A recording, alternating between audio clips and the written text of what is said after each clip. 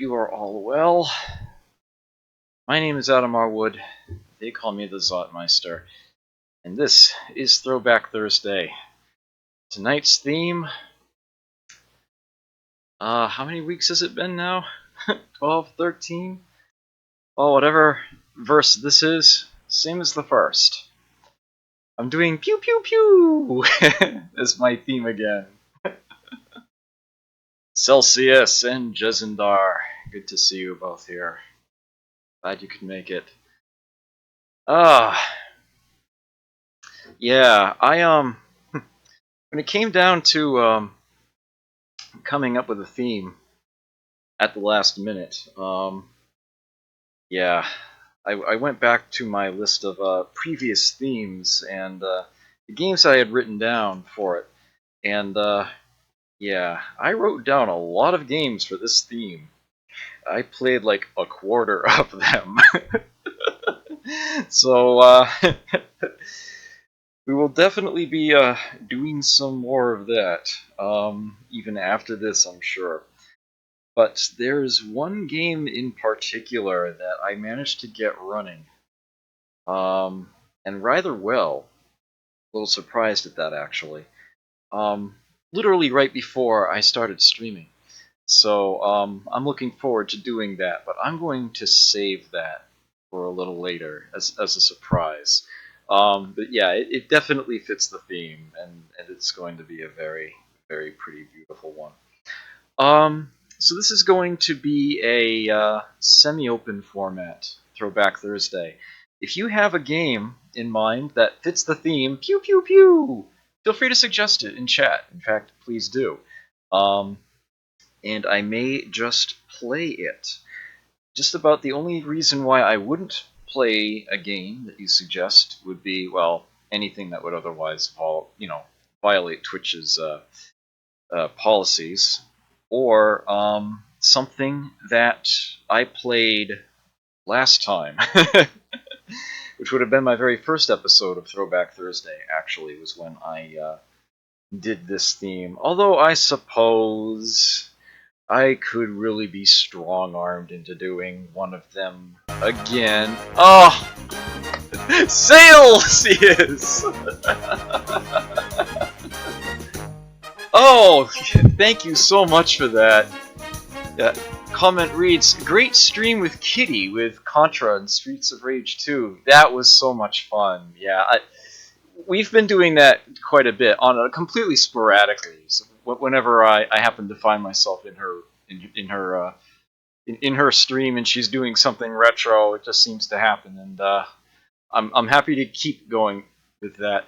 I'm sorry that Contra didn't happen. That for whatever reason it was just not behaving. It kept disconnecting on us, and that was frustrating because we actually had streamed Contra before, went all the way through it without a hitch. So that was more than a little disappointing. But yeah, Streets of Rage 2, always great fun. I apparently need to practice a bit more. It was perhaps a little premature for me to set the difficulty to hard, but that was great fun, and I'm glad you enjoyed that and appreciated that. And thank you so very much for the donation. It really does mean a lot to me. That much closer to getting a capture card. In fact, I might even have enough already. I really need to start doing some shopping around for that. And I still have that other microphone I need to set up. Try to get that working. Hopefully that will go well. So I'm really, really hoping that this stream will start improving in leaps and bounds for everybody. Did I ever get Contra to cooperate? No, not that night anyway. It had worked for us before, but I haven't tried that again. Who keeps using your name? Oh man, it's funny how that seems to keep happening. all these little odd variations on the title there. Sorry, keyboard. I don't know why I just smacked you there. Sorry about that. Okay, I need to close Joy to Key before I forget, before that causes any issues.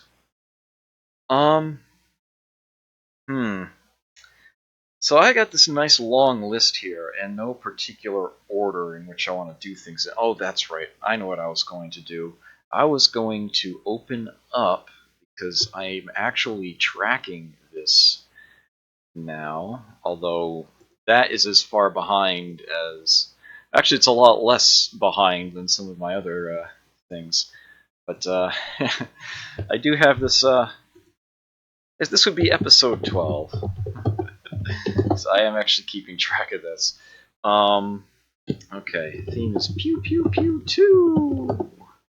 I should pronounce it that way. Okay, yeah. So I have this list of games that I did last time showing here. Very well. Pardon me. So yeah, anything that fits this theme, and it's pretty much exactly what it sounds like, I would be more than willing to fire up. Ideal choices would be games I could say a lot about, or games I've never played before at all. I'm playing them blind. Something in between. Well, it'll be something I can play till some time, I guess. Hawalkit!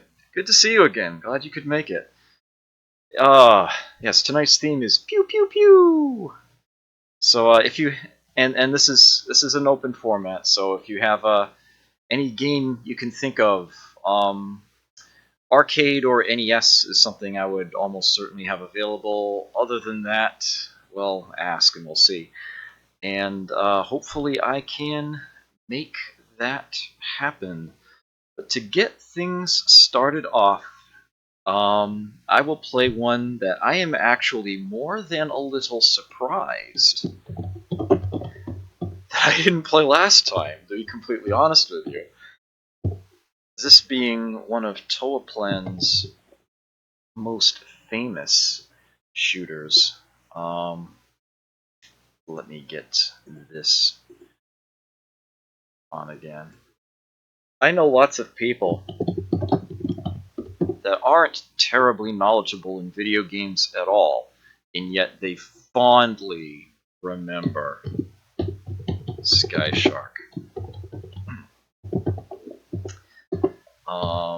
And this is 1987, and I happen to know that very, very well, because interesting little little bit of story time here regarding that. As I'm firing up the emulator here. Excuse me for just a moment.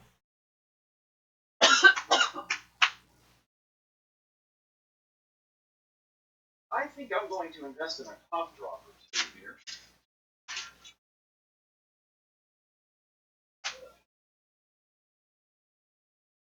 So I apologize in advance. Lacking light in here. That on. That will take a moment to fire up. Sky Shark is a game that that FunSpot has. They actually had an issue with it. It needed a new logic board for a couple of years there. They ended up sort of prepping their museum, as it were, with a certain year set in mind. It's the time before which they could say, games prior to this were classics. And they tried to get... and what they allowed in the earliest retro tournaments was also limited by years. Back then, they didn't have the whole museum thing set up yet. Anyhow, and rather than it being like a set number of titles, the earliest years were basically just high score collection scenarios. That's what the FunSpot tournament did at first. And what they had sort of discovered after the fact is that it was intended to be games up to the year 1986, but yeah, Sky Shark managed to sneak in despite it being 1987. But yeah, Gary Vincent was like, we actually did notice that we had that one game that didn't quite fit, but we were like, you know what? leave it. That game is awesome. It's worth it. I don't think anyone's going to complain. So, if you want to see this game, I need to make this go away and this come up. See, I'm actually learning. I am actually learning.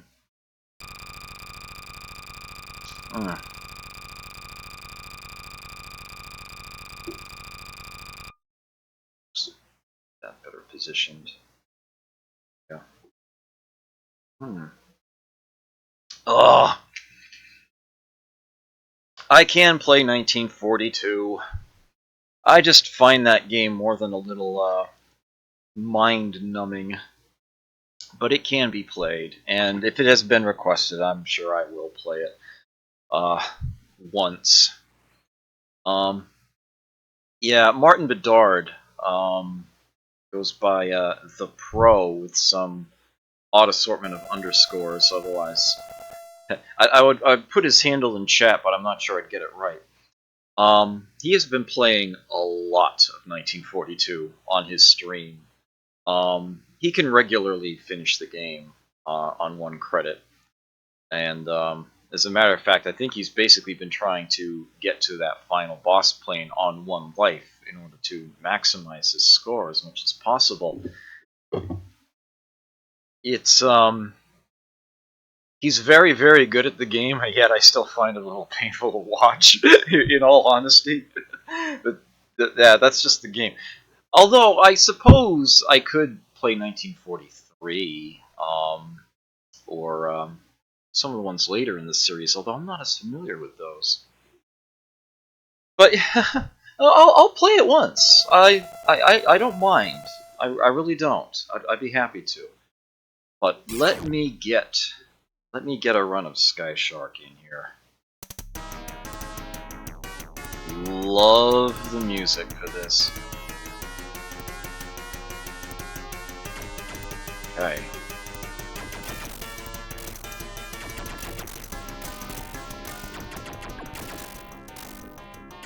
Yeah, this game is one of this is almost certainly Toaplan's most famous game.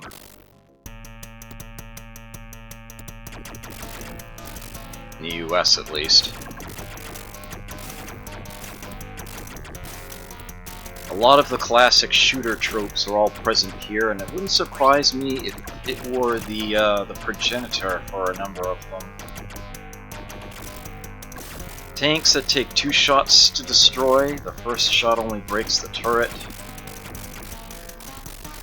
Groups of colored planes that drop power-ups or bonus points when you take out the whole fleet.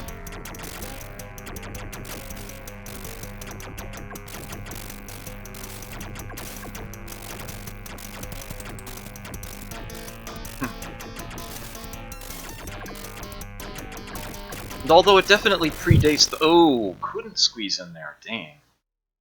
Lion, hi, good to see you. Glad you could make it. Although this easily predates the whole bullet hell style, more modern era here, the enemy bullets are so fast and accurate that it feels like it.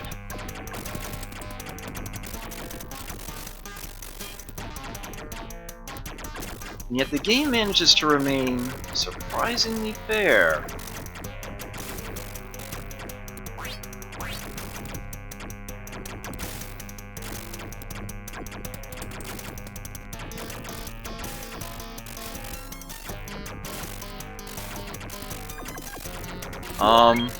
Even as recently as the Xbox 360 on Xbox Live Indie Games, there was an homage to this and various other Toaplan shooters named Twin Tiger Shark, if I've got the title correct. Name composed from Twin Cobra, Tiger Heli, and Sky Shark. I'm chickening out.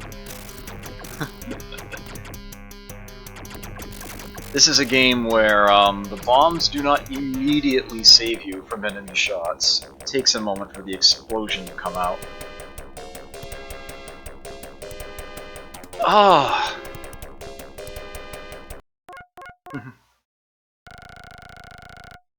Yes, a group of planes is indeed called a wing. That is correct. I stand corrected.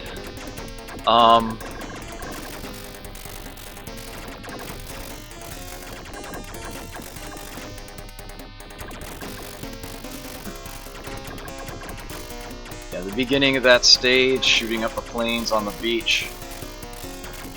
Homages to that in lots of other games. I'm pretty sure one of the Raiden Fighters series titles has a similar scene. That was incredibly poor. Really got myself dragged up in the corner. Virtua Cop? I don't know. That's an excellent question. Well, I definitely have it for, the Saturn, that much I know. But, the question is whether I can play it on my emulator here. I will have to, look into that. That's not exactly pew-pewish, but I suppose it kinda feels like it. I'll take a peek. Ooh. Got my bomb back. Yeah, although it's always tough in games like this when you know you're going to get bonus points if you don't use your bombs, to actually be willing to drop them.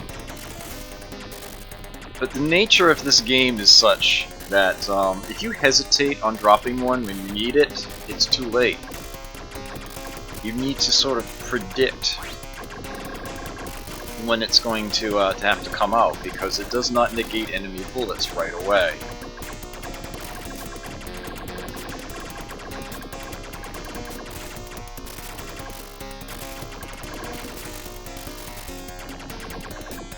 Don't need to bomb this guy. I don't need to bomb this guy. Yes. Okay.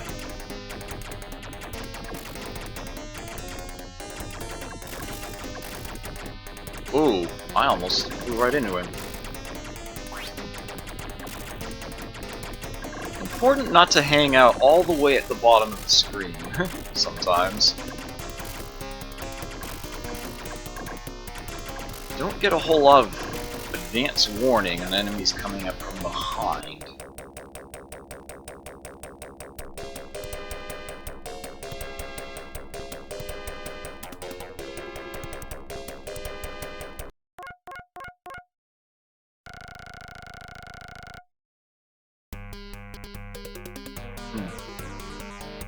Pick up there. Ugh.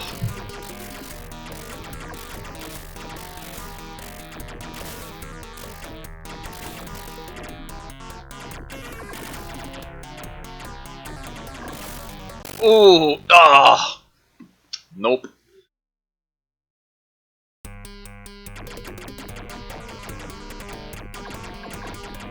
Back in the day, when I actually played this on a more regular basis, I was actually able to get to where I could get past the first couple stages on one life. And the game really rewards you well for being able to do that. The, oh, bloody little sniper. Yeah. That's unfortunate.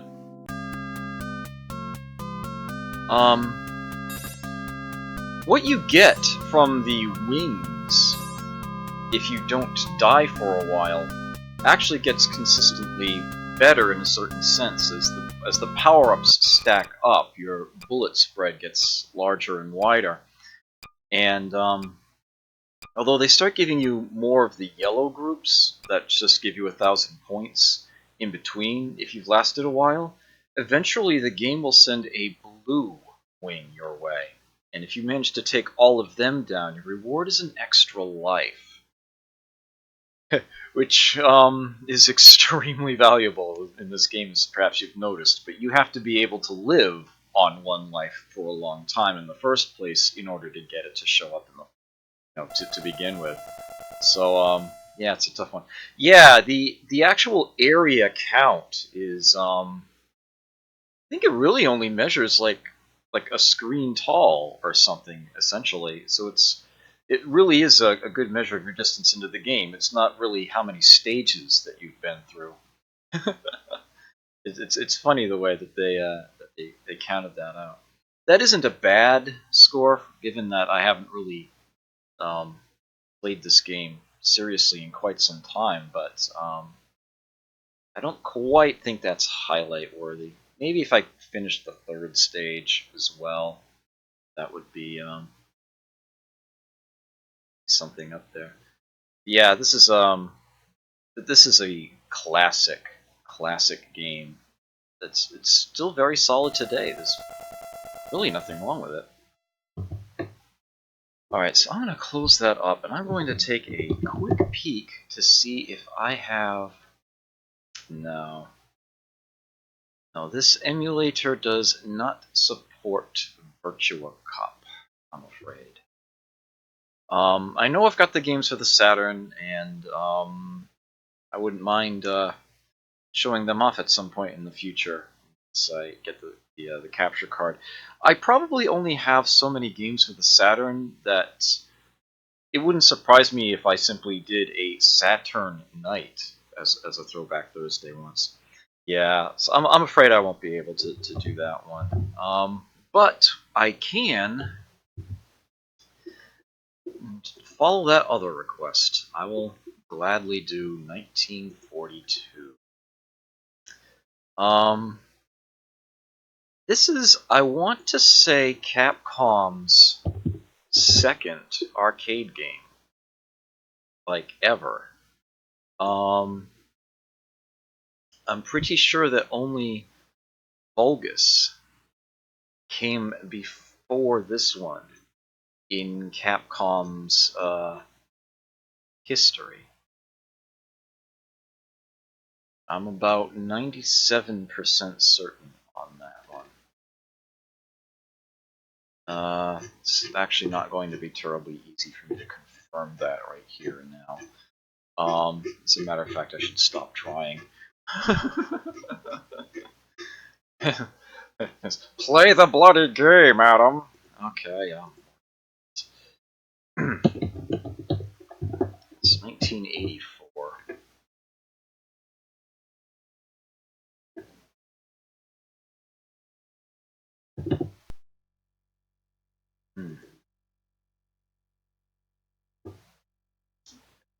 Alright, make a note of this. One other thing I suppose I should mention about Sky Shark. There is an NES version of it. I can't recommend it at all. Suffice it to say that it's from the same people that did Silver Surfer. If you have not seen Silver Surfer, chances are someone's going to ask me to play it tomorrow.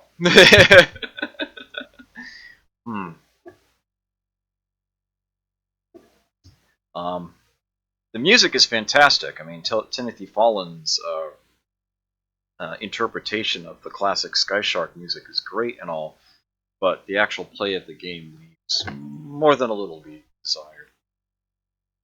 X's is listed in the default high score table. That might have actually come before 19. Might have come before this game then. It's definitely one of Capcom's earliest titles, that's for certain. That is a fantastic emote right there. Very, very fitting for Silver Surfer, yes.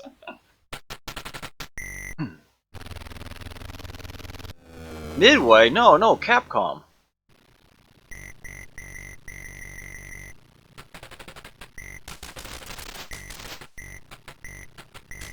Alright, so this game, its second button is not a special weapon, it is instead to roll. It is a temporary invulnerability, essentially. Dodge bullets as you essentially fly up out of the, pardon the unintentional pun, the plane that all the enemies and bullets are on.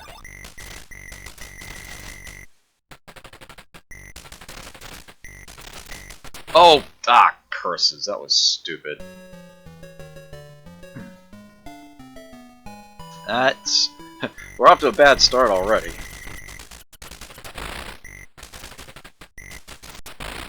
Wait a minute, hold on. Why did I only have 2 lives? Hold on, something here ain't right. Is that really the default? Are you kidding me? Why is that the emulator? There is no way in heck that 3 lives. 2 lives should not be the default. I am sorry. That is getting reset. Right here, right now.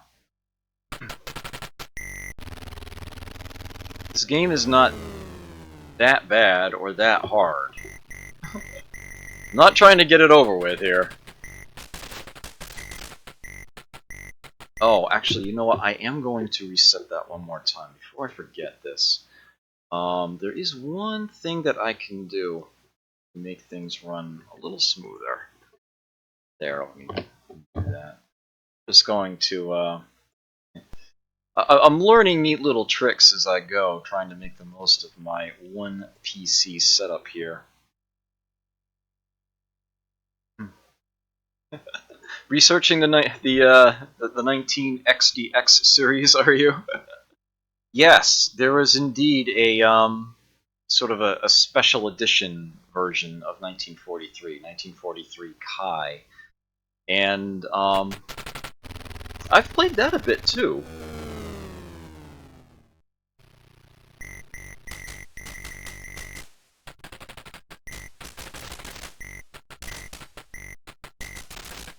I haven't been getting encoding overloads, that's good. Yeah, I've discovered that increasing the CPU priority of my emulator and OBS tends to make things run a lot smoother. I wish that were something I could set a little more easily rather than having to tell Task Manager to do that manually every time, but it's good stuff. Whoa. Okay. Oh, come on.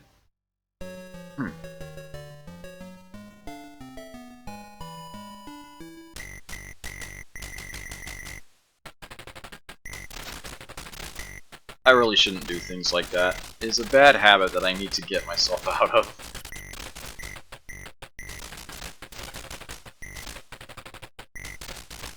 This game is very persistent, if nothing else. It is definitely learnable.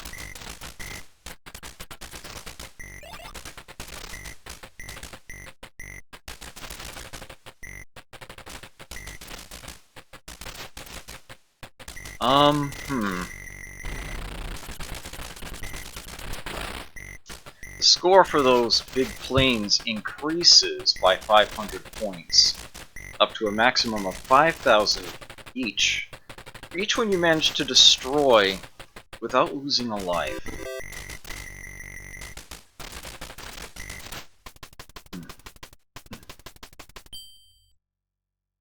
And you get a bonus at the end of each level based on how many planes you've eliminated, what percentage of the opposition that has shown up that you've destroyed. This is in some ways a little unfair, because planes can show up right at the very end of the level, before you have the opportunity to shoot them, and the game's like, oh, time to land. And you don't get, yeah, they count against you, basically. You do have some control over when the enemy waves spawn, based on the timing of your own shots, your destruction of enemy planes. So this can be manipulated to some extent, but it's a little tough to control, really. The different color POWs give you different effects. The black one gave me a wider shot, as perhaps you noticed. Fired 4 bullets instead of 2, although I don't think it's any stronger. It does make hitting targets easier. The white one there, it didn't seem like it did anything, but I'm pretty sure that's because there weren't any other enemies on the screen. I believe the white is a Mega Crush. Destroys all enemies on screen. Yeah.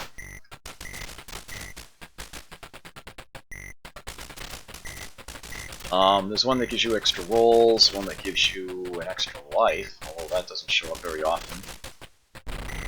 And one that gives you a pair of wingmen.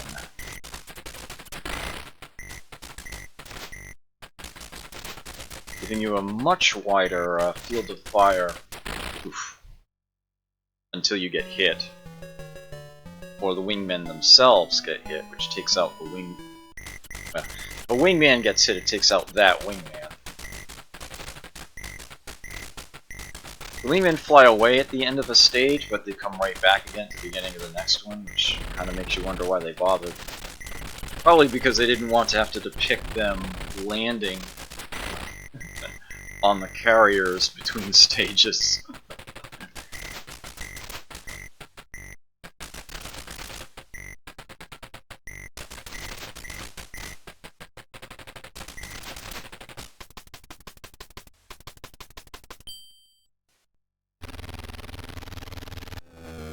Yeah, and this game does an interesting thing with the stages, of which there is a whopping 32.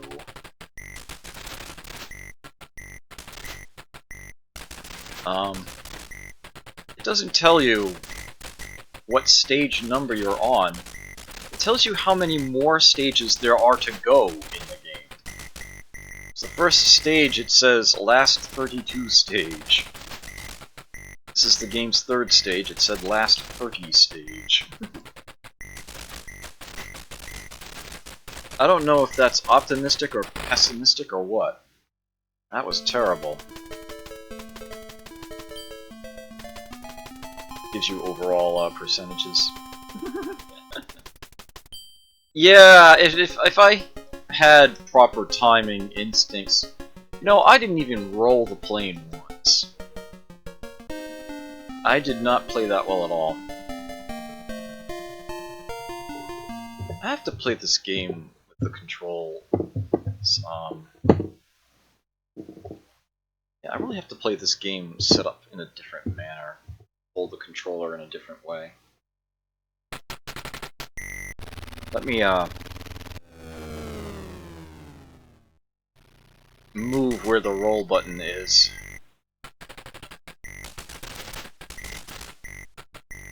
Ugh, encoding overload, come on!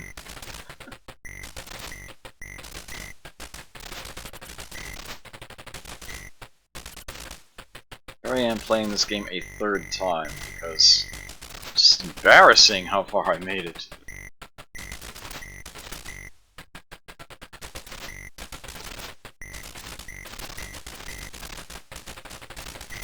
One of them got away already. Oof. Notably, what am I trying to say? What am I trying to say? Notably, when you roll, it lasts for a set amount of time, you can move left and right to find a safe spot for when you are no longer invulnerable, but not up and down. I guess I just figured that would be a little too confusing graphically.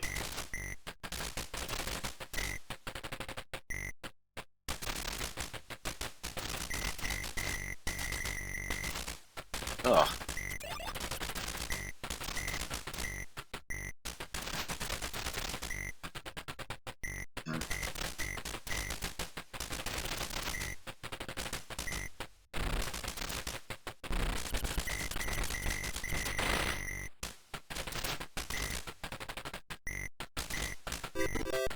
The intelligence of the enemy is actually pretty interesting. They do have set patterns. You can sort of learn these. Like the way that the gray planes in particular travel.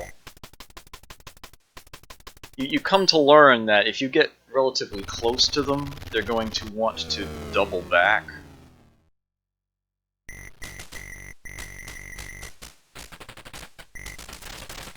Top Gun! Oh, like for the NES? Huh, that's an interesting thought.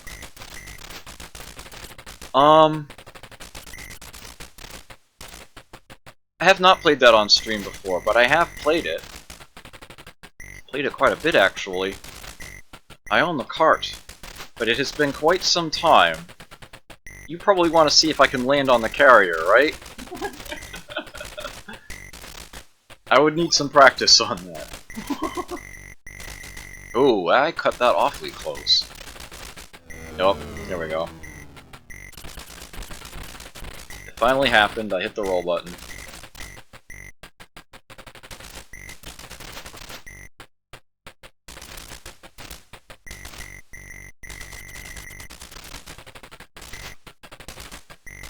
Whoa! Ah! Got that! Yeah.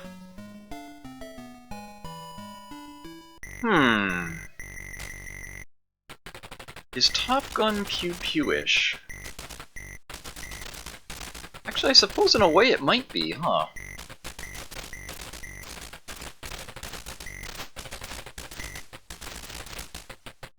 Why? Good thing that eliminates the bullets, too. What?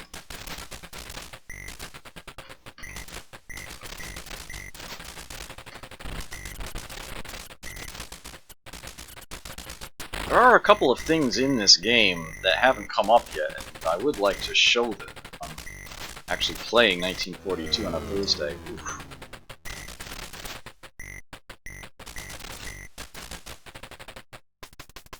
There is a boss plane.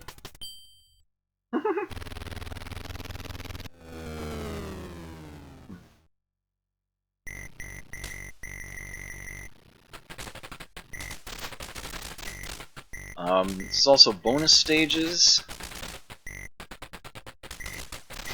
And there's another kind of pickup that I also wanted to show off. Sort of a Capcom trademark.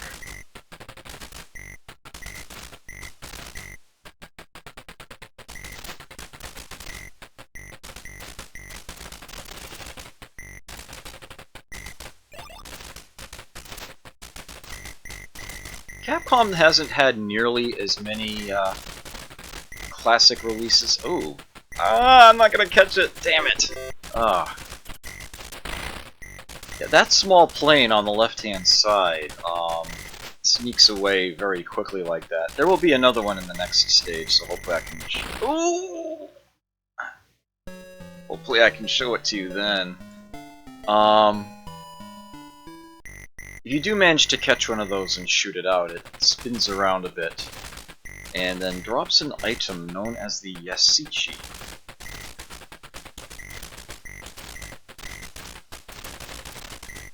Which is worth a whopping 5,000 points to collect. Everybody's getting away on me.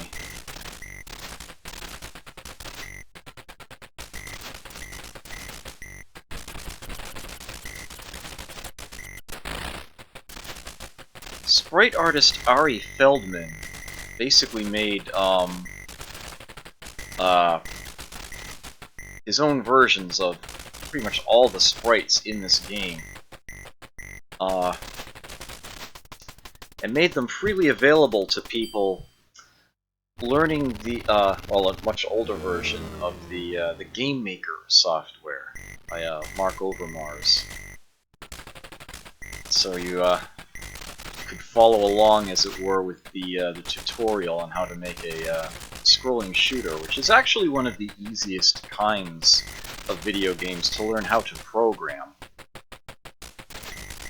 You learn a lot of very simple techniques and tricks and whatnot making one of these.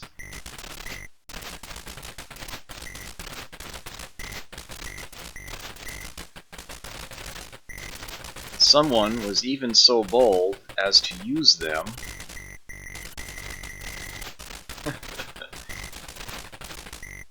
to make an extremely plain, generic shooter, pretty much right by the, by the book of the tutorial there. Whoops, collided with him. Oh, I didn't get to show off the item. Spawned it right on top of me. Well, I'll just have to live a bit further then, won't I? Yeah, and then released their completely generic piece of junk on Xbox Live Indie Games. Such a shame.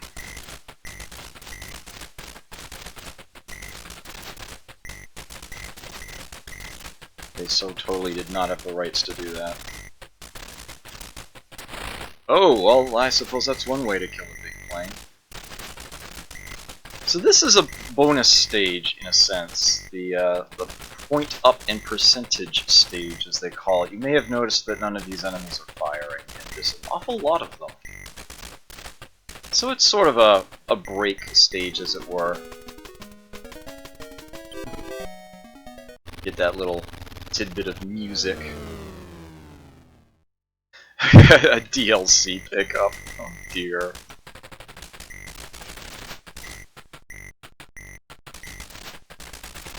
Whoa, easy there.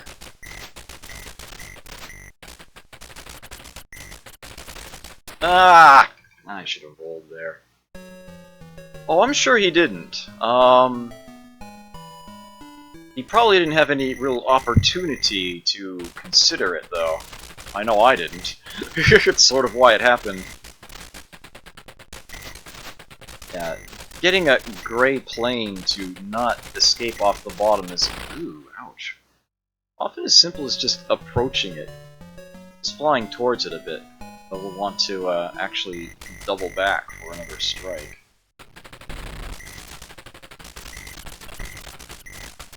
Whoa!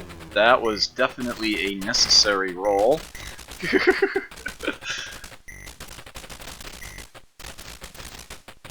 Yes, that guy. There we are, one Yashichi. Capcom loves that little design, uses it in most of their games. From this era, anyhow. It hails from their very first game. That is actually an anime type. In their very first game, Vulgus.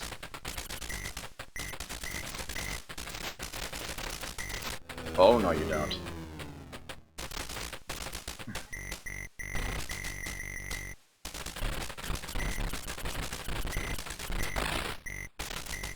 Ah, you're kidding me! I even hit the roll button, but not fast enough, I guess.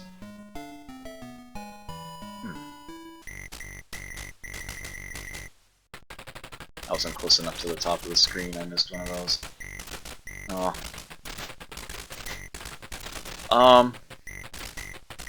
Most other games it's appeared in, it's been, a power-up or bonus item of some kind. 5,000 points here. I'm pretty sure it's an extra life in at least one other game.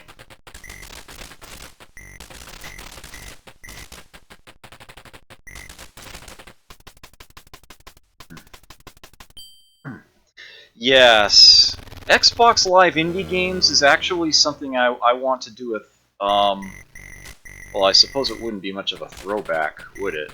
Or a Throwback Thursday. But it is definitely something I would want to do a theme stream on at some time. There are some amazing things there, but yeah, there is an awful lot of rubbish there. The oh no you don't. Ah! Didn't help that much. Ghosts and Goblins.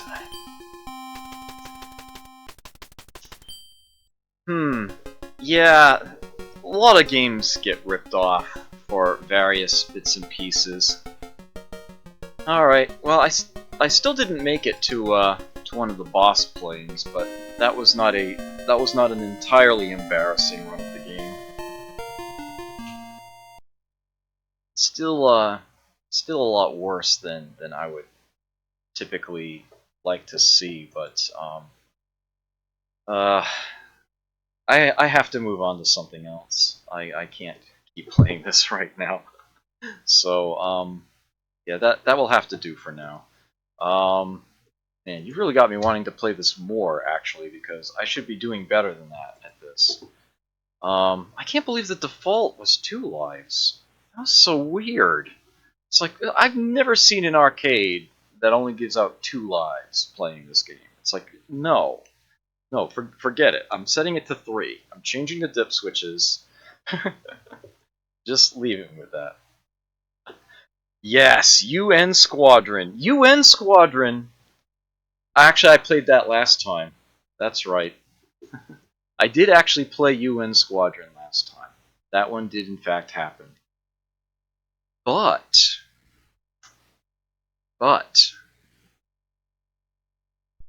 I did not play its spiritual sequel.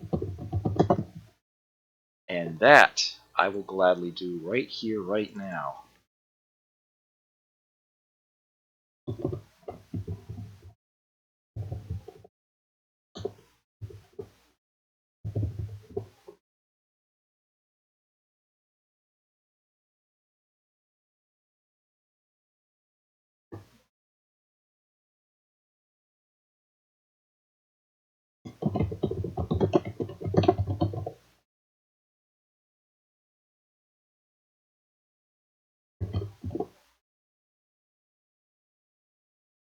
Yes. Area 88, or UN Squadron, as it was called in the US, was such an incredibly popular shoot 'em up. It did so incredibly well that Capcom felt compelled to make another game based off the same engine. A spiritual sequel, I guess you could call it. And here it is. This game's a bit on the loud side. Let me try to fix that.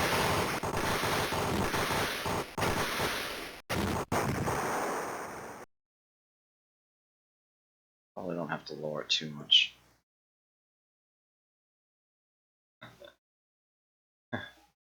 Yeah, this one is, I have seen this in arcades before, but not nearly as ubiquitously as I've seen UN Squadron. It's like pretty much every arcade around here back in the day had UN Squadron. That game was huge.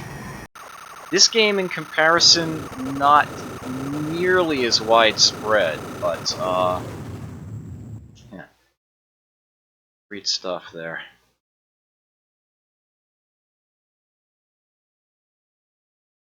Original characters here. I'll let the intro continue. I'll let the intro play out, since this much of it has already gone by. You definitely will need to pause things in order to read those first couple paragraphs. They don't show up for long at all.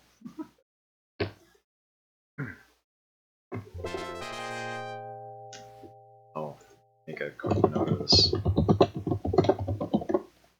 Carrier Air Wing.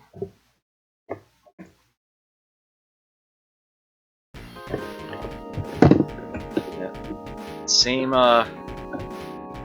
plane types.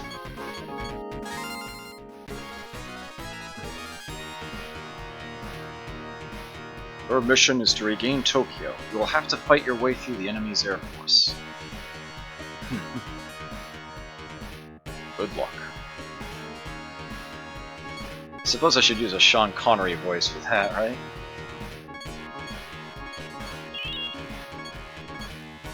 In a little while, I'll go ahead and take the extra fuel. Even for the first stage.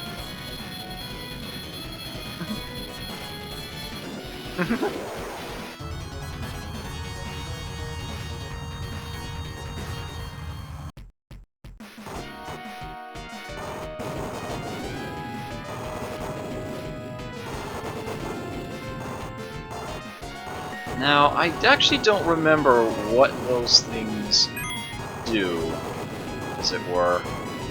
The significance of the color cycling.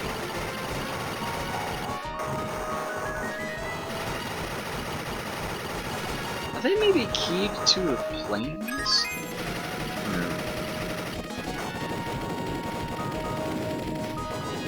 Oh, there are actually different weapon types. I see.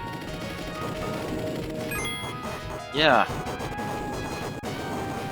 But you do earn weapon level just as you do in Area 88 from any of them.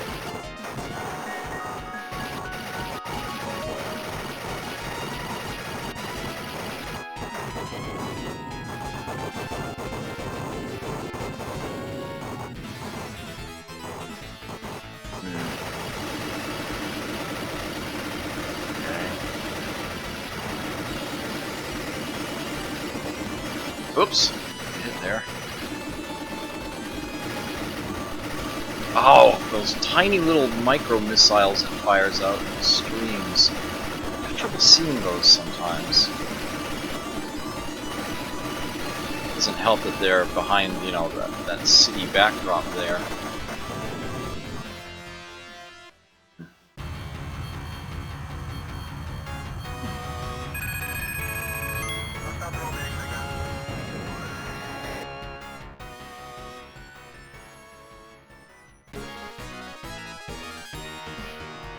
Destroy the enemy occupation forces and prevent Wabu from using Tokyo's factories at any cost.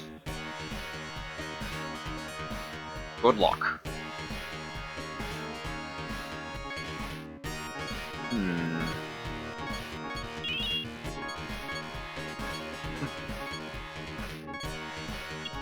Interesting that those two are the same price.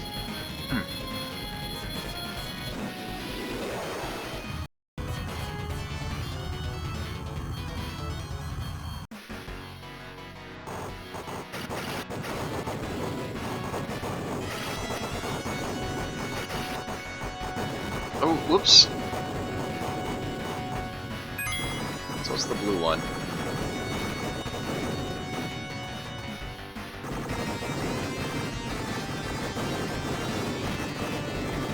Yeah, the whole two-level layout of this stage is interesting, kind of unique.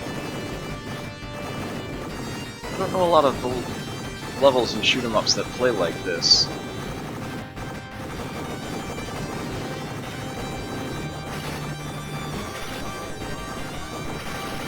Oh man! Ah! Oh, that was terrible. And they fixed the whole continue counter skip bug in UN Squadron. You can totally mash your way through the continue timer and still put your initials in.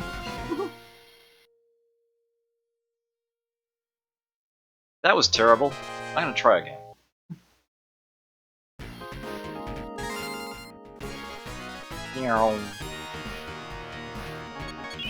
I won't need that. I'll save the money.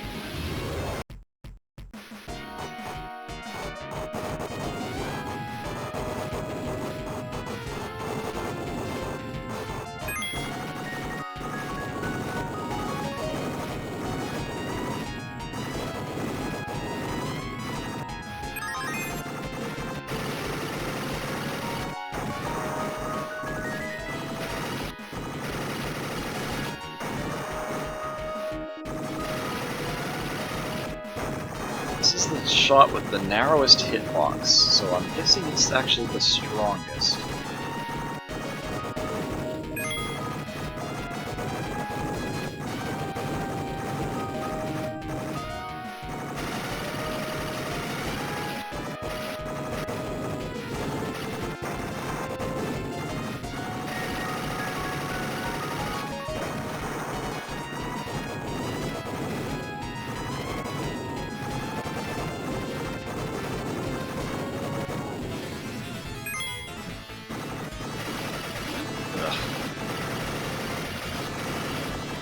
Yeah, you have to be very, very careful here.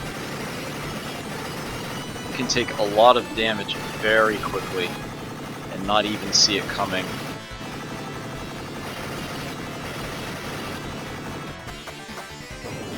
Yeah, that went down pretty quickly.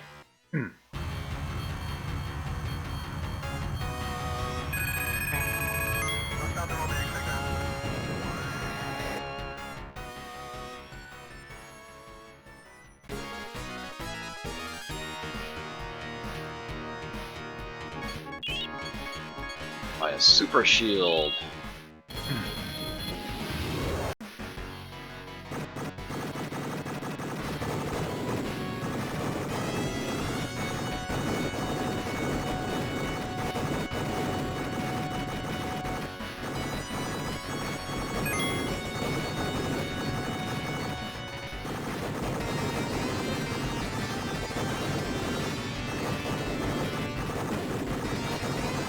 Stage, I might actually want to switch to the gold weapon. Don't have to get quite so close to the road to shoot the ground targets.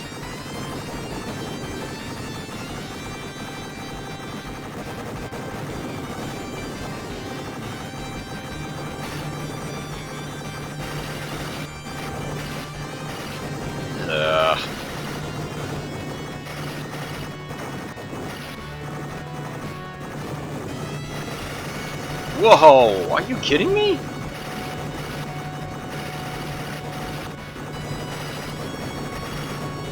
Hello.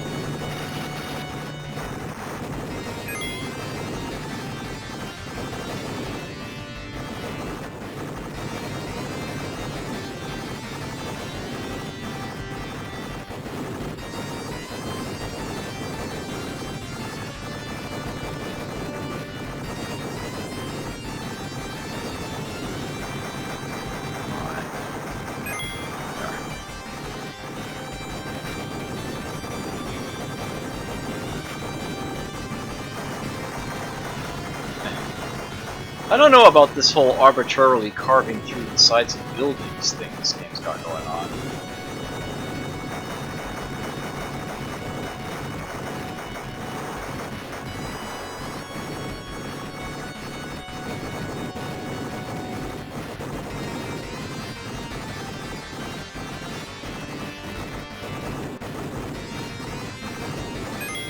Nice. Of course, I do think it more than a little odd that the only thing that causes your plane to blow up is running out of fuel. And the only thing that happens when your plane takes hits is that it loses fuel. I think they would have called it hull or something other than fuel. Oh, whoa, I almost dodged right into that. Damn! Still didn't finish the stage. Darn.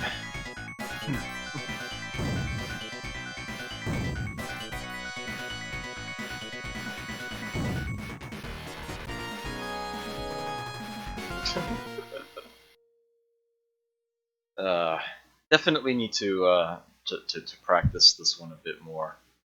Yeah, it is definitely a it's interesting.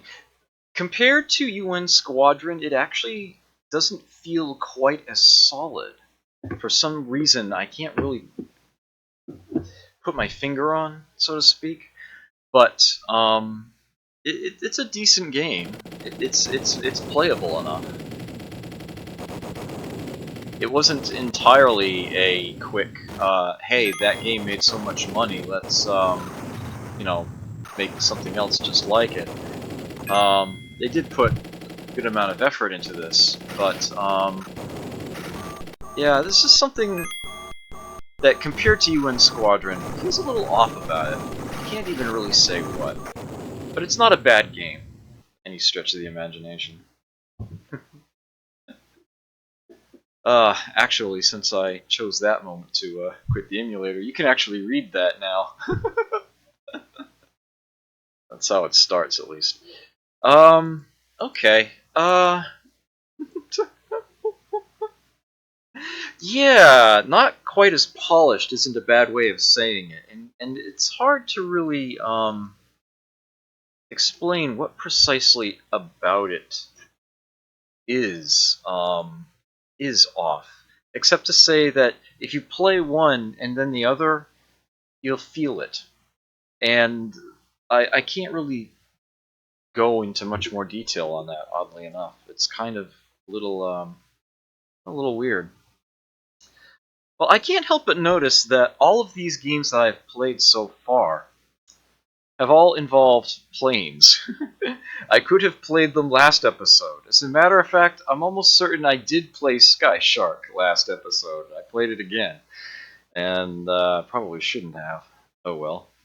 Um, if for no other reason than to force that to not be the case, the next game I'm going to play is one of the most pew-pewish of them all. Although it may not be the first one that comes to mind.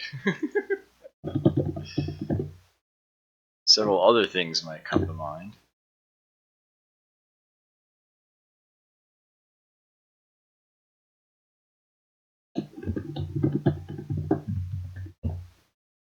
Such as I Hunger.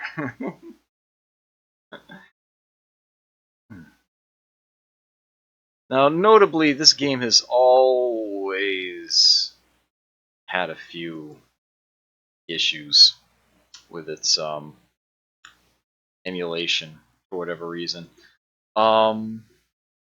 Notably, this game's joystick, you can see that it actually says it's analog here.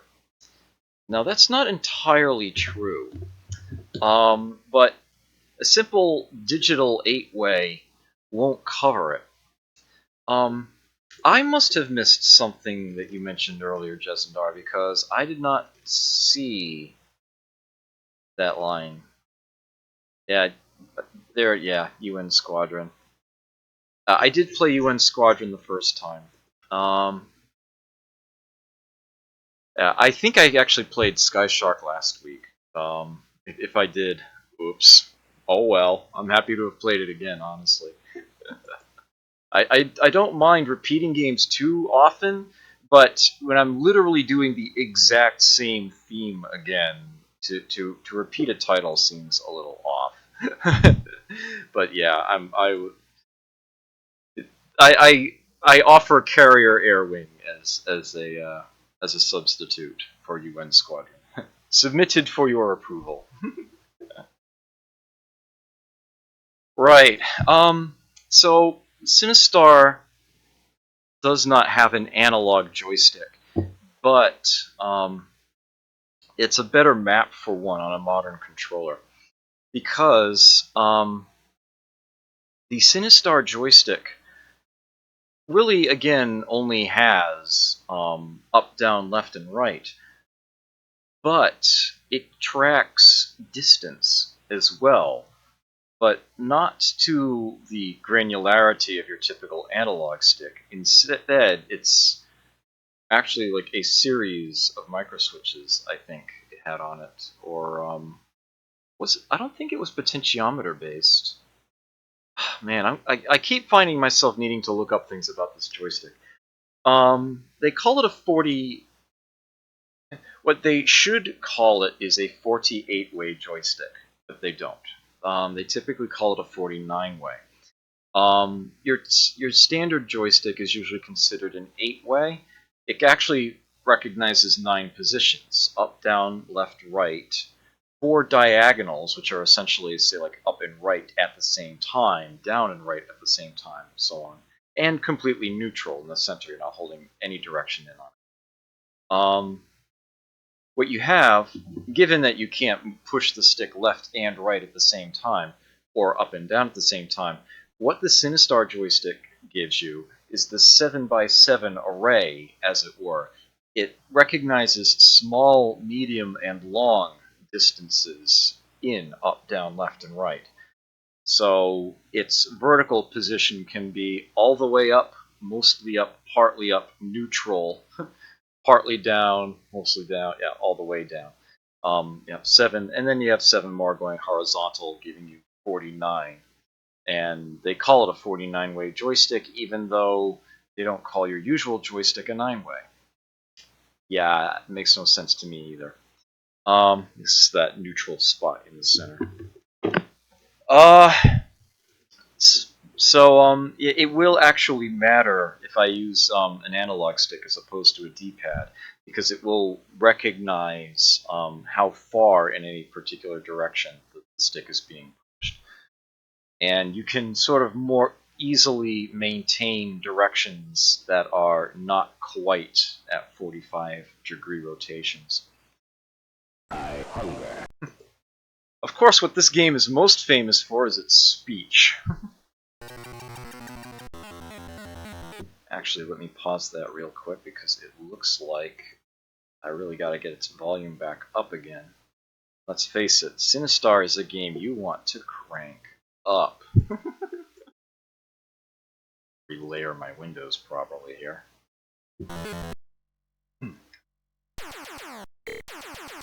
You can just hold in the button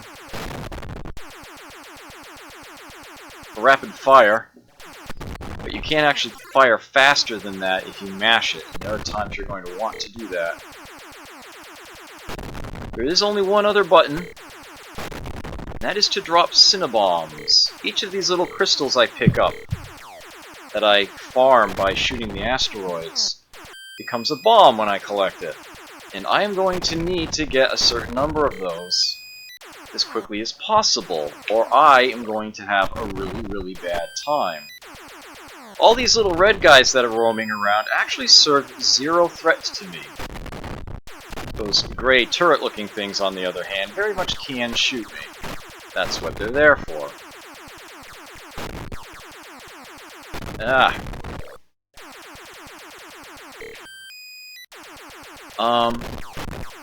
Yeah, the little red guys, they're just trying to mine these crystals themselves.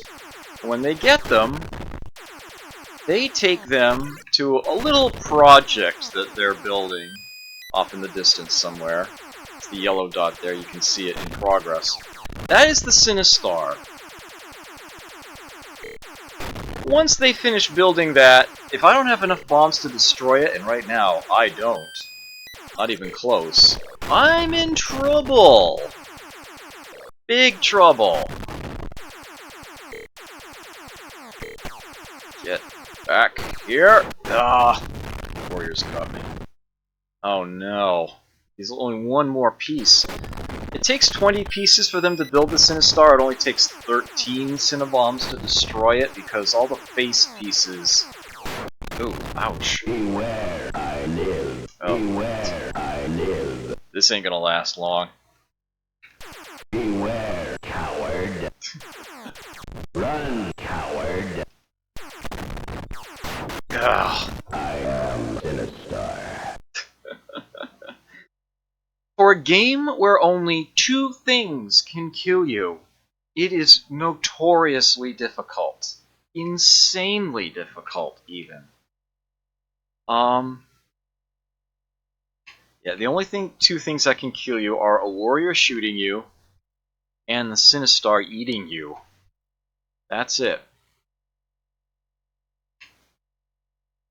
And that's all there needs to be.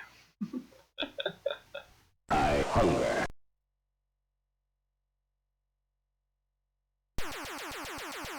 I dropped frames again? What? Come on. Alright, that was a lucrative rock right there. Now we're getting somewhere.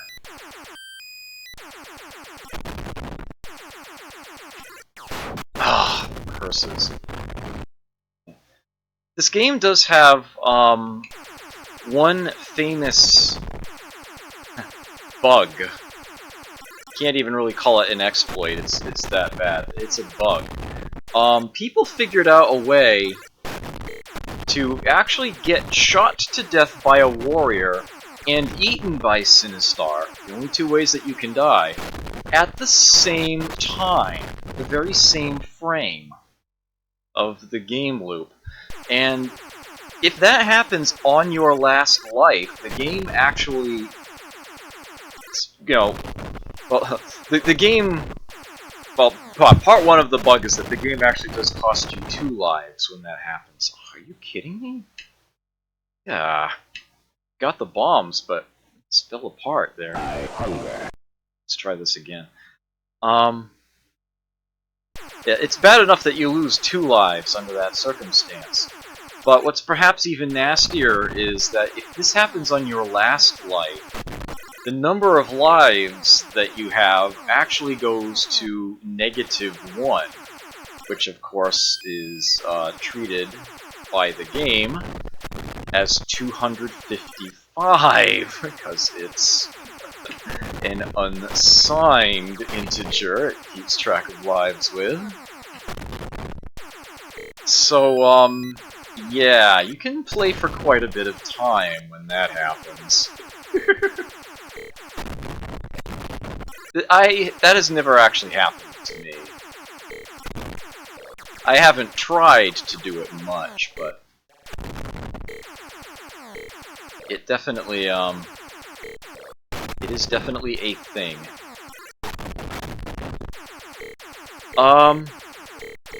Now, you can actually use Cinnabombs against the Sinistar before it has been finishing building, but it's usually more efficient to actually wait until it's finished. I don't want to run. I can kill you. I just need to be careful what angle he approaches at.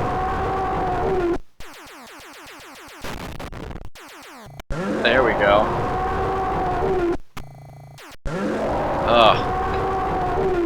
Yes.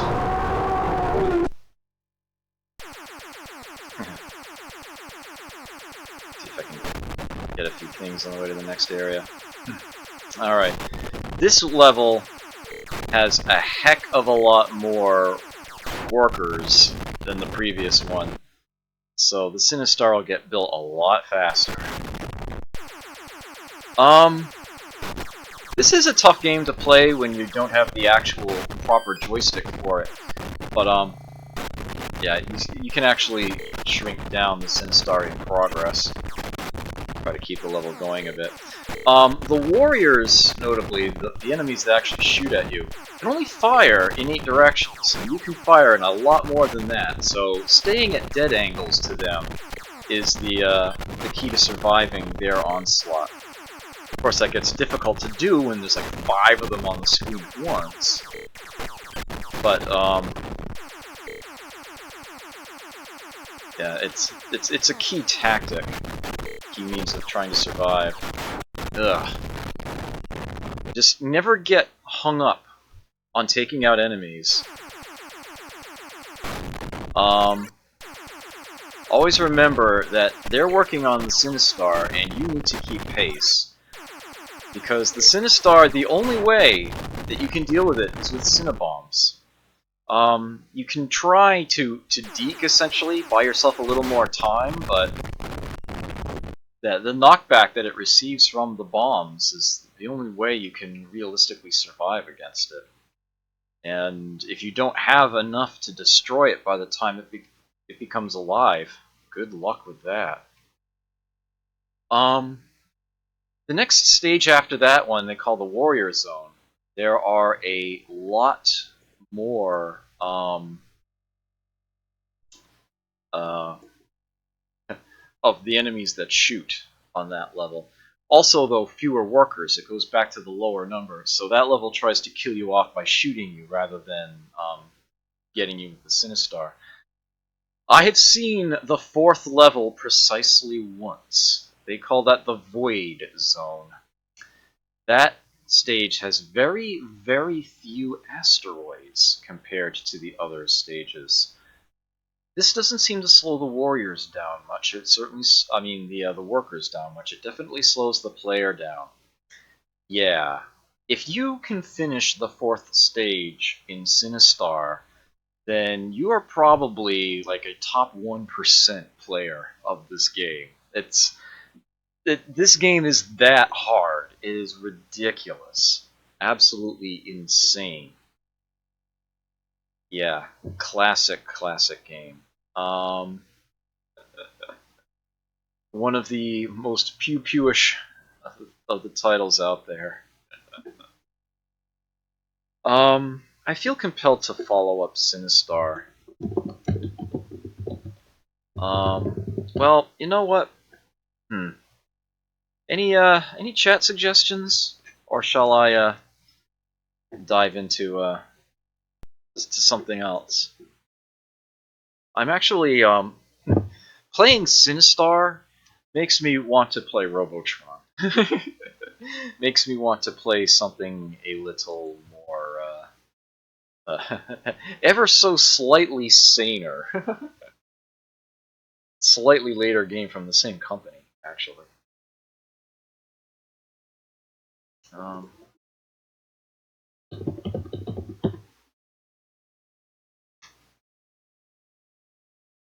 Anybody? No? Chat lag real? Alright, well, I'll fire up Robotron.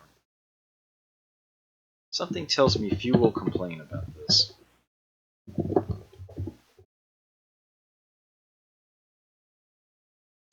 Same year, actually. Get my Windows layer here. Yes, that it certainly is. Now, I have something kind of special set up here on my emulator here. As a matter of fact, I should emphasize this in the marquee. VKE stands for VidKids Extreme. You may notice at the center here on the marquee it says, "Welcome to your doom, VKE settings enabled." One thing that always kind of bugged Eugene Jarvis, one of the creators of this game, is that very few people seemed to play it on its hardest difficulty setting. He always felt that the game would ideally be played where you can still earn extra lives, but on its hardest setting. And actually, not too long ago, I want to say within, like the last 5 years or so, the retro gaming community finally, rallied behind that concept and codified and started keeping track of scores set on VidKids Extreme settings. VidKids being the group that designed the game, and that is how I have things set right here. Extra lives are every 50,000 instead of every 25,000.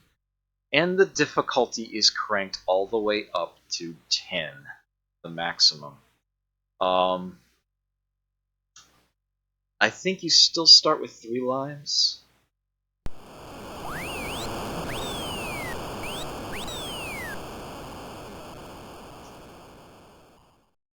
Inspired by his never-ending quest for progress, in 2084 man perfects the Robotrons, a robot species so advanced that man is inferior to his own creation.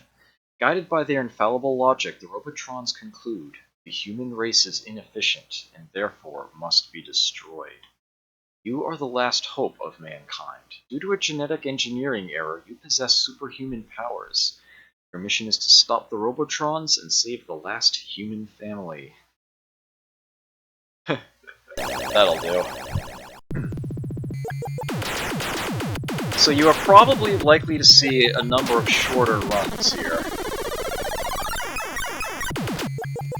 Because this game is frickin' hard.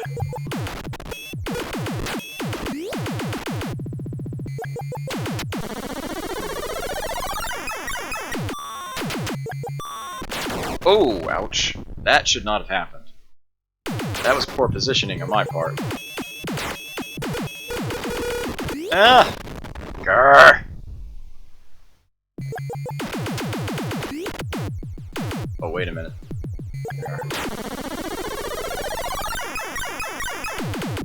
So I managed a 6-digit score of this on these settings on stream not too long ago. I may or may not improve that here, but I figure I'll give it maybe 3 tries. crap, where's Mikey? I don't see Mikey. Oh, oops. That was my last... Ah! I was so close to an extra! Grrr!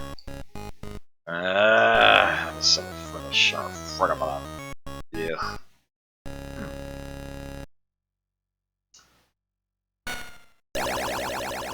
I will give this a couple more tries here. But I won't spend a massive amount of time playing it. Quite frankly, I think the main reason I want to play this so that I can then follow it up with its spiritual sequel, which I have played on stream before as well, although I don't think I've played it on a Thursday yet.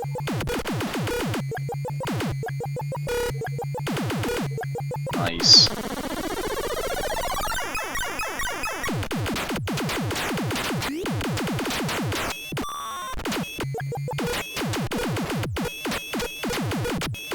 Oh! I walked right into that.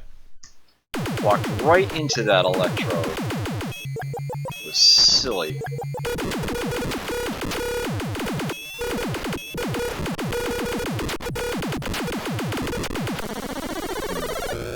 Okay, good. Mikey's right in the center. Right where I want to see him. Oh! I walked right into that guy!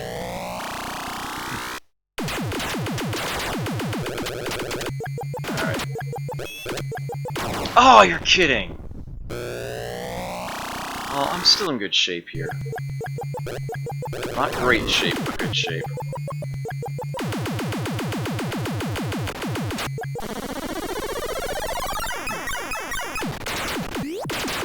Just get through there. Damn!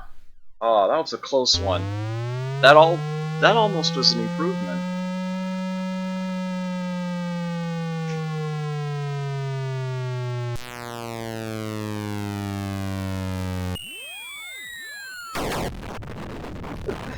Always thought that sound effect was a little weird. I'll try this one more time.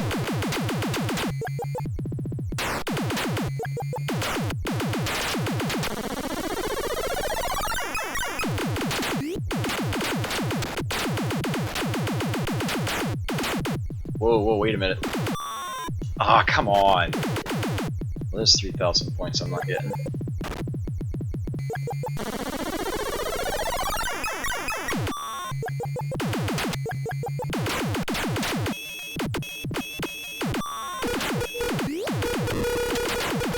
Oh!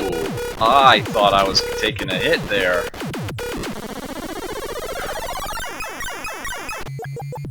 Frankly, I'm surprised I didn't.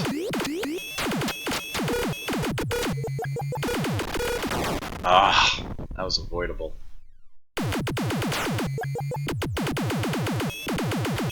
No, enough out of you. Right, Mikey's on the left. Ugh. Oh, look at this conjunction. I'm going for it right now. Ugh. Oh, got me an extra life real quick at least.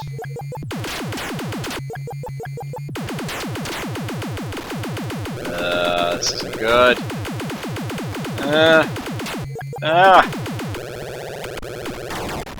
Nope, not quite. Well, I do seem to be improving at this at least.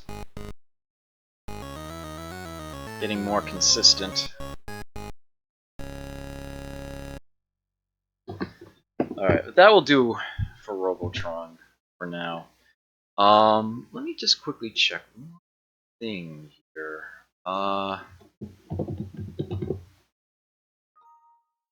Did I ever... No. Okay. Apparently not. Well, I'm playing it now. I have definitely played this before on stream. Got a high score highlight kicking around somewhere. About time I gave this a Thursday night treatment.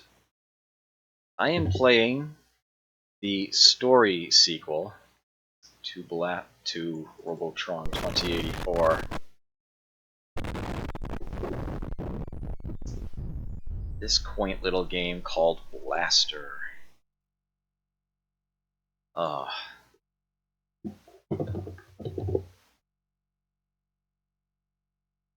Welcome to my Twitch channel, the Zottmeister. Blaster, along with Bubbles, is one of two games that was released in those plastic Duramold cabinets. I've never actually seen Blaster in an arcade before, though, unfortunately. But I ended up getting quite a lot of experience at this game from the various home collections that it has been released on. Even to like the original Xbox, actually, the first Midway Arcade Treasures collection. The first online leaderboards available for this sort of thing. Um, it was funny because the instruction manual for the disc actually said that the leaderboards were only going to be working for I think it was like a year and a half beyond the release of the game. And they never actually shut them off. It wasn't until Microsoft themselves disabled Live for the original Xbox that the leaderboards de facto stopped working. I actually confirmed that right up to the last day, and I wanted to say I had like the #2 score on there in Blaster for quite some time. I was one of the few who actually made it to Paradise under the default settings. Yes, yeah. In the original Duramold cabinets, yeah, Blaster. That is theoretically one of the games that could launch its monitor. Blaster, I think, was also released in an environmental cabinet, the kind that you actually sit down, have a flight stick and whatnot in front of you there. Um, yeah, as you can see, I actually paused it so it didn't skip by on me. They basically, not that there's any real connection between the games, except from they're both designed by VidKids and published by Williams. They decided to tie this to Robotron thematically. It is the year 2085. The Robotrons have destroyed the human race. You escape in a stolen space shuttle. Your destination? Paradise, a remote outpost 20 million light years away. Does paradise exist? Yes. Can civilization be started again? Maybe. These questions will be answered at the end of your journey. But first, you must blast, or be blasted! Yeah, this game actually does have a proper analog stick control to it. Not that it actually helps all that much. The sort of little angle brackets that you see there essentially represent your hitbox. Keep in mind that this was back before the days where sprite scaling in hardware was a thing. Each of these sprites that you see here was separately drawn at each size it can appear at. This, for its time, was actually technologically amazing. Yeah, that cursor is essentially your indicator as to whether you're going to safely dodge a shot or get hit by it. And as perhaps you've noticed, you can shoot out enemy shots. So deciding what you're going to do at any particular moment is key. Whether you need to avoid a shot or shoot it out, approach it or get away from it, is definitely a key factor of this game. Surviving in it. In addition to the fire button, you also have a thrust button, allowing you to accelerate past certain areas, catch faster moving enemies. This is the list of the 20 stages here. Yeah, and they're nice enough to actually let you view these without putting a coin in. One button brings up that map, and the other brings up the high score table. I'm not happy with any score under 1,000,000 because, well, that's what you get when you make it to Paradise. And I'm not happy with any game where I don't complete at least one loop. Well, they named the planet Tom. Yes. You do get to choose your stage of first assault. Just to show it off, I will start on level 1. Robot grid here.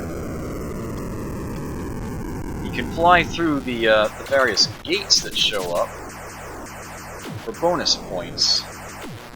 The more you make it through without colliding with any, the more points you get.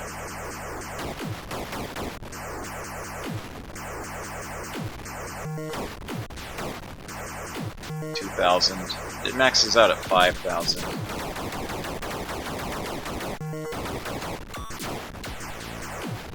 I will remind you that this game is 1983.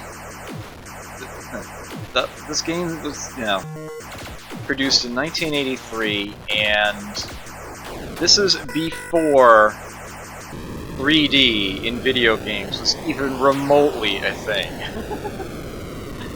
They did an amazing job of it. Here's stage 2, where we have a bunch of planetoids. I don't know why... Oh, I know why they didn't call it asteroids, because they didn't want to get sued. Of course. Oops. Oh, ow. Gotta love the cracked glass effect there. You can take 3 hits before you lose a life. Yeah, the spacemen you can collect as you go. Alright, that E there, you want to collide with that. 10,000 points. Refills your energy, so if you've taken any hits, you're back up to full. And that is actually how you complete one of those planetoid stages. It immediately sends you to the end when you do that. You kind of warp past everything else. So here's one of the enemy fleet styles. The vampire, which love to move in these wide vertical or horizontal waves. Ow! Whoops. Ugh. You get a nice bonus if you shoot down each one in a wave, but it's not the easiest thing to do. Yeah, Neo Magic Warrior. Welcome. Yes. Tonight's theme is pew pew pew. Yeah, and now we move on to Saucer Land. This is the furthest level ahead that you can choose to start on. They have these pre-assigned waves of saucers. You can see that there's actually depth to their layouts. Doing poorly here. If you shoot the red saucer in the group as either the first one or the last one, you get a 5,000 point bonus. As a matter of fact, if you shoot it first, it destroys the rest of the fleet of saucers for you. Otherwise, you get 500 when you hit the red one, and 1,000 if you take out the last gray one in the group.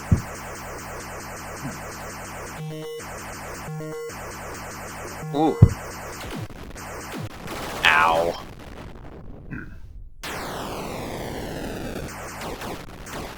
For score purposes, you would definitely want to start on wave 4. You get a 400,000 point bonus for doing so. And there's no way you can get that on the first 3 levels. You're kidding me! Paradise is 15 million light years away. Well, I'm glad I was able to be educational. That is part of what I do here.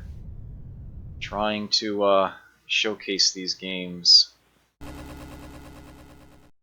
You have entered Blaster Flight Simulator Cockpit. Weapon systems and controls. So I will start in Saucerland. Oh, it's 300,000 points. But that's still a lot more than you can earn otherwise. So we start in Saucerland. I first learned of this game, like I said, I never saw it in an arcade back in the day. This game was featured a number of times on the old game show, Starcade. And interestingly, when they did play it on Starcade, they always started the players on this stage. They just didn't count the 300,000 points you otherwise started with. Because it only had a 60-second time limit, it was basically Saucerland and Robot Grid, and that was it.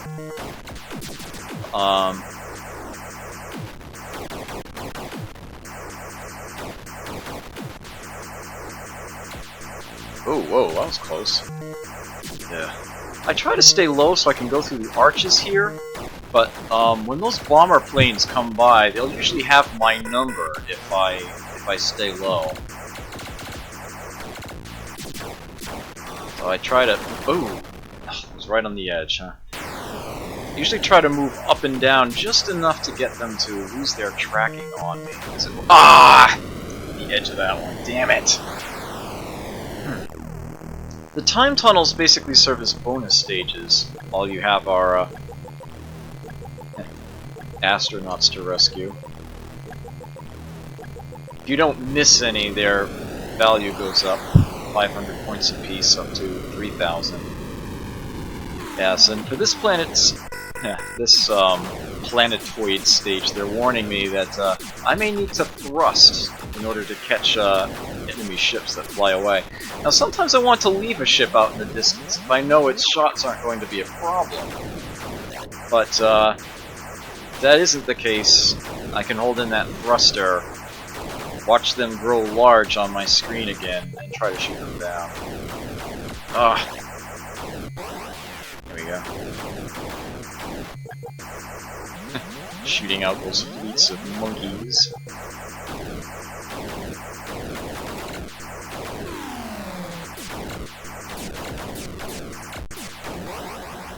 There we go. Oh, ow! Unpleasant. Yeah, I am not likely to make it to Paradise on this run, but some point, somewhere, some way, somehow, I will do that on screen. I will keep at this game and make that happen. And I will do it without cheating. If you absolutely positively must see Paradise now, well, I suppose you can just find a YouTube video. But Lord BBH, in his main roulette streams, got Blaster not too long ago. And he actually turned on a cheat to allow him to go all the way through so he could show off Paradise.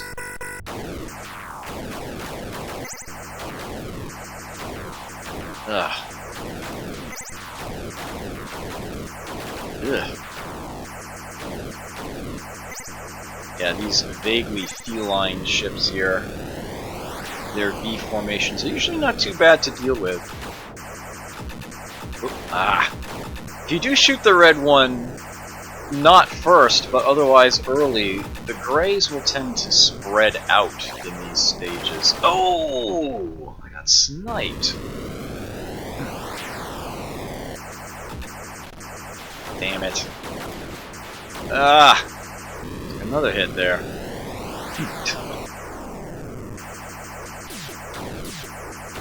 Ugh. Oh, that's not good. Oh, I am not getting into that discussion. The vampire ship design actually does look like Samus Aran's ship. Now that you mention it, I never actually really noticed. Huh.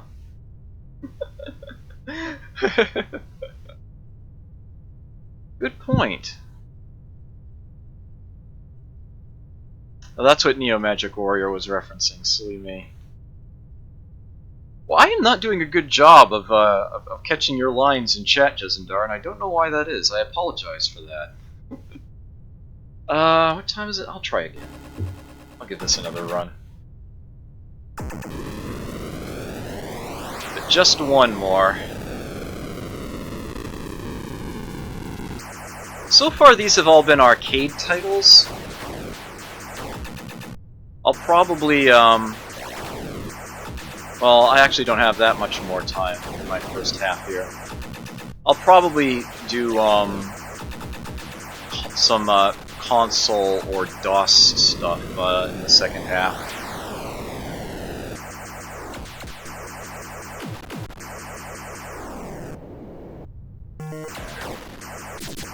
I don't like thrusting through arches, generally speaking, because it can be more than a little... Are you kidding me? I didn't have a choice but to miss that arch. That's gonna reset their values. Uh-oh. I was afraid I'd collide with that guy. Well, it seems like it's made up for the, absence there. Ow! Well, that was a high-scoring stage there. Of course, now I'm at energy critical. Theoretically, I can recover those 2 hits. If I can make it through the planetoid stage here without taking a hit, but I don't have the highest hopes on that. Whoa!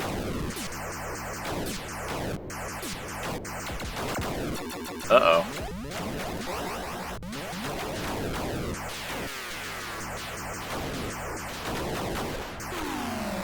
The way that the player's shots travel out, generally speaking, you're usually better off being slightly above your target than below. So when in doubt, go up.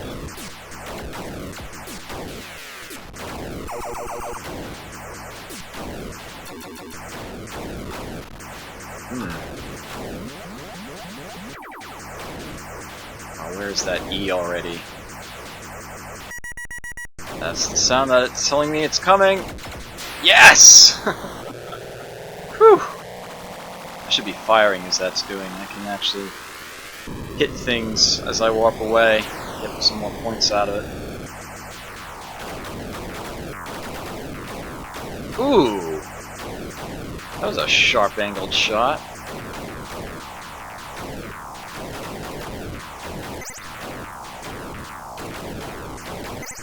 Now, due to their V formation, taking out a complete set of them is not the easiest thing to do.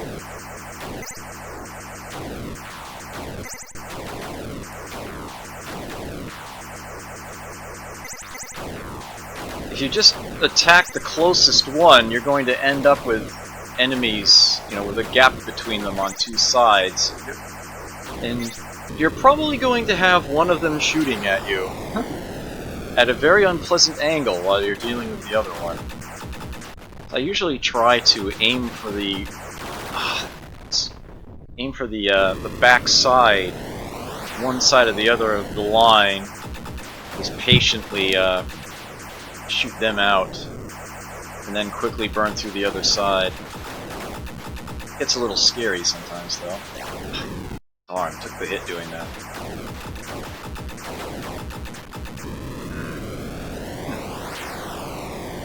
Math Blaster? Thank you for that follow, I greatly appreciate that. It means a lot to me. Hope you enjoy your stay. Oof. Oof.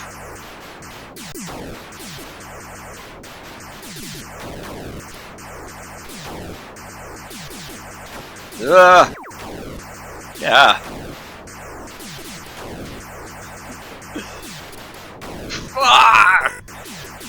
I apologize. Oh, I crashed into that one. Damn.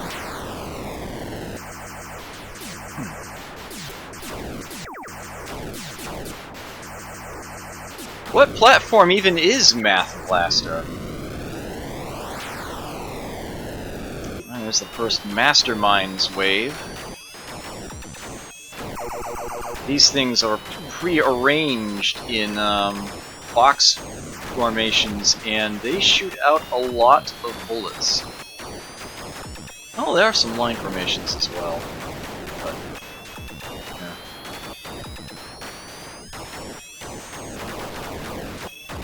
Thankfully, their shots tend to be pretty easy to shoot down, but just through sheer volume and the spacing of the enemies, they can often find a way to hit you if you're not careful. It's one of the easier stages, but doesn't always feel like it.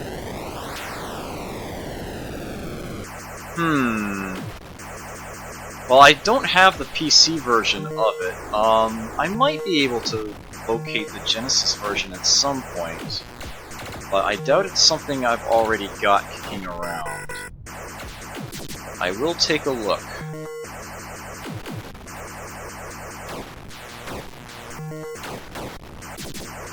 I'll probably take a look at that during the break, actually. Ooh, that's a lot of bullets.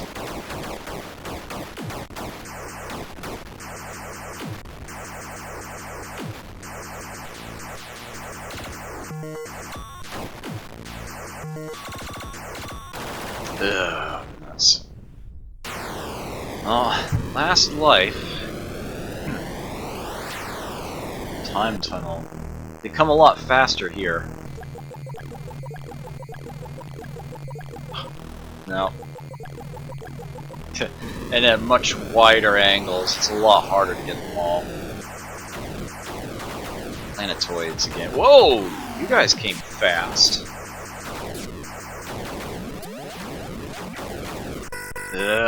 Already? Oh, that was 2 hits in rapid succession.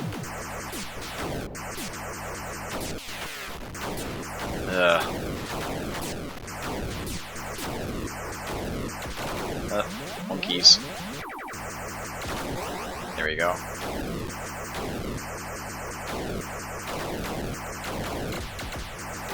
More monkeys. The last one, I just couldn't find the right position to go down after it. Okay, gained an extra ship, but still might be able to recover my energy here.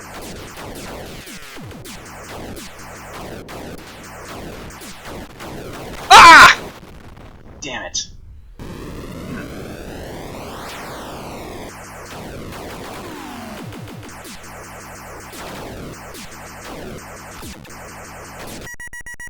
Yeah. The E at this stage spawns... Yeah, it dashes ahead. There we go. Took 2 hits grabbing it, but of course totally worth it. Yeah, they force you to thrust after the thing. Now we're in that special Enduro stage, where there are all sorts of enemies in no formation whatsoever.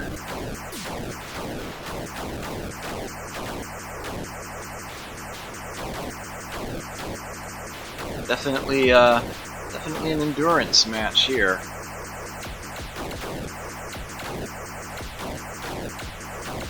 The more of a particular type you take out, the more points you get for each one.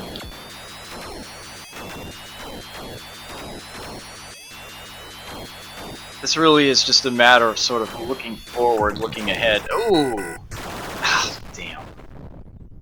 And, trying to, keep to clear areas, not get yourself nailed. Well, it's probably only a slight improvement over my last score at this. Oh.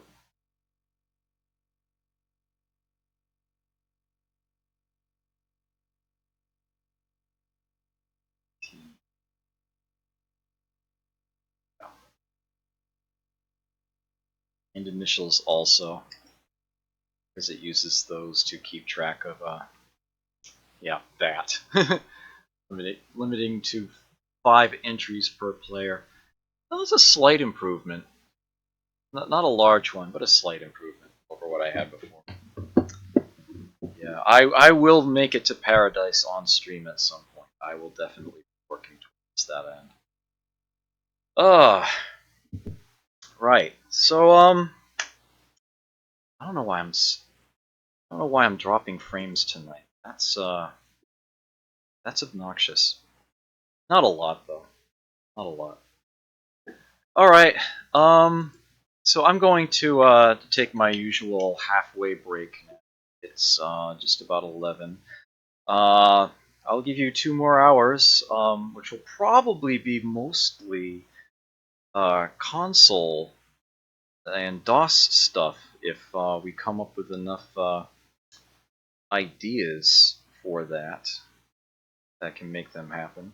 If not, I can throw in a few more arcade titles. I only kind of did a small console block last time I did this theme anyway.